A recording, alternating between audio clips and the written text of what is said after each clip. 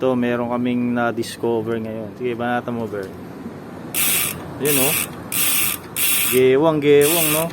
Brand new hubs yan. Sige, backlash burn.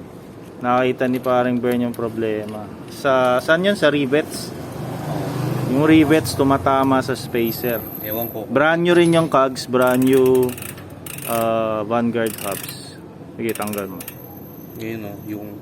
Hindi, dito mamaya. Compare natin yung luma at saka bago.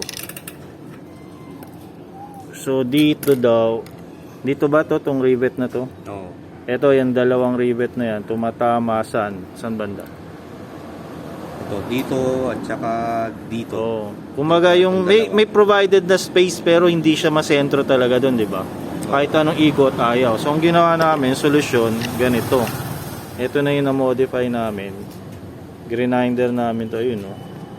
May lubog-lubog. Ang ginamit namin ito, si Manong Inco mini grinder. Sandali lang naman.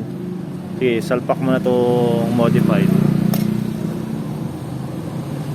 Wala nang cut-cut yan. Rekta na to kahit matagal.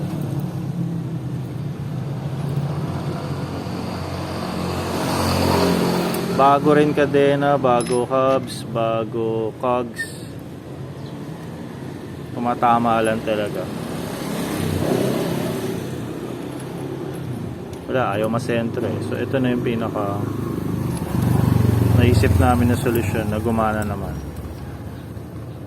Yan, pwede naikpit yan, kakabit na natin yan. Okay, yun o. Diretso natin to. Wala na si Sexy, wala nang gewang, wala nang kembot. Maikpit na yun? Di pa. Ayan, Ikpitin pa natin. Kaya natin ba, sabihin. Hindi natin ikpitan. Yung tipong hindi na mababaklas ni Alpi. Hindi, okay na yan. Yan. Hindi mababaklas yan. Ikot pa. Diretso na, oh. Oh.